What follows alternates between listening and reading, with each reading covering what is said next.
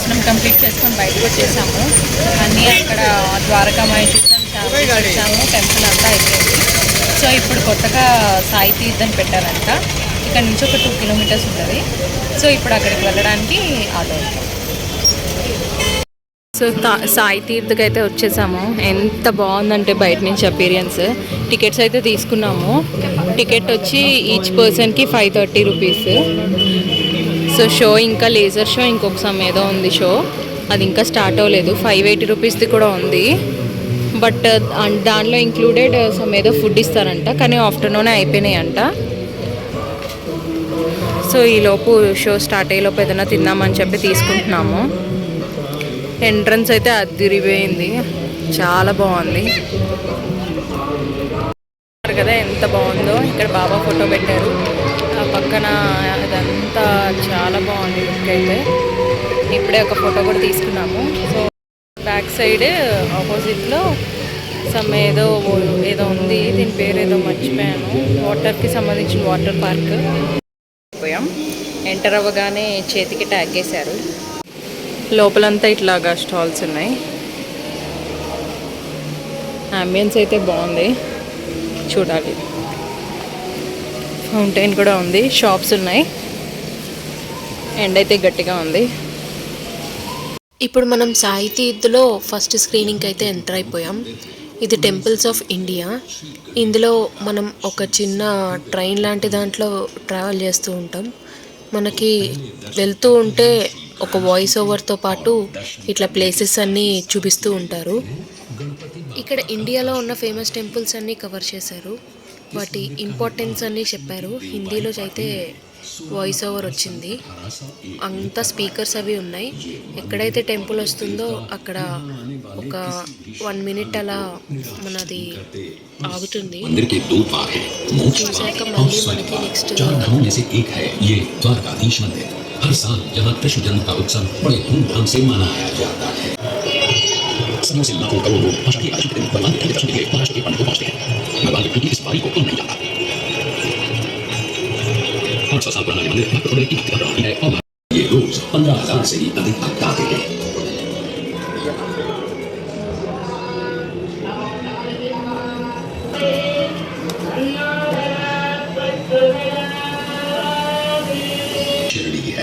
हमारे साईं की शिरडी।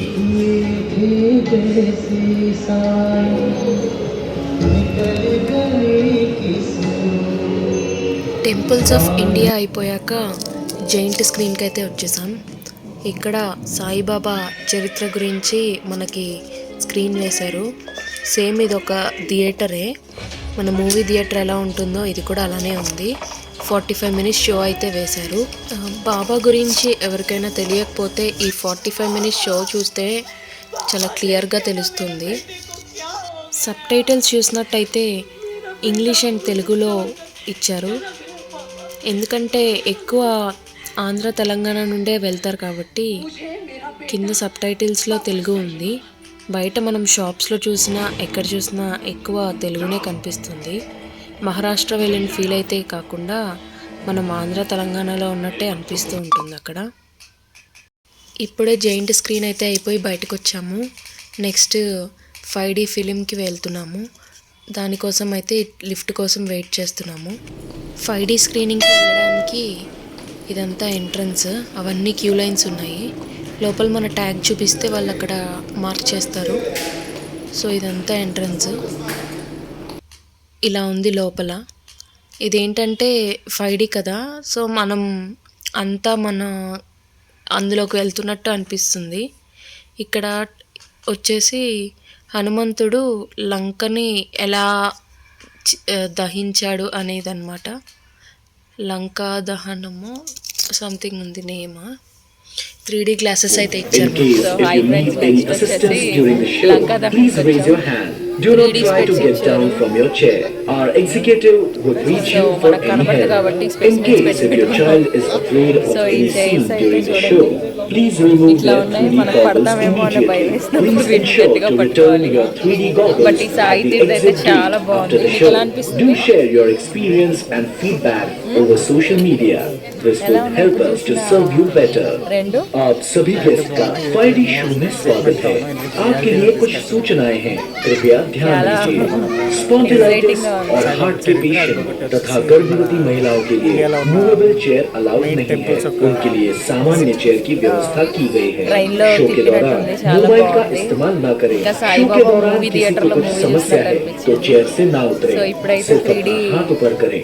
हमारे एग्जीक्यूटिव आपकी सहायता के लिए आपके पास पहुंच जाएंगे। रावण शो के दहन दौरान बच्चा। अगर आपके बच्चे डरते हैं तो उनका 3D गॉगल निकाल చిన్న చిన్న दें। క్లిప్స్ शो खत्म మీకు కూడా होने पर వేస్తాం. अपना 5D ఎక్స్పీరియన్స్ అయితే చాలా బాగుంది. వీడియో తీయడానికి అస్సలు అవ్వలేదు. అంతా చైర్స్ అంతా ఊగుతూ ఉన్నాయి, అందుకని అస్సలు అవ్వలేదు. నెక్స్ట్ అయితే ద్వారకామాయికి వచ్చేసాం. ఇట్లా కూర్చోవాలి, ఇక్కడ కూడా అస్సలు తీయనివ్వలేదు. కర్టన్స్ ఓపెన్ అయ్యాక వీడియో అయితే అస్సలు అలౌ చేయలేదు.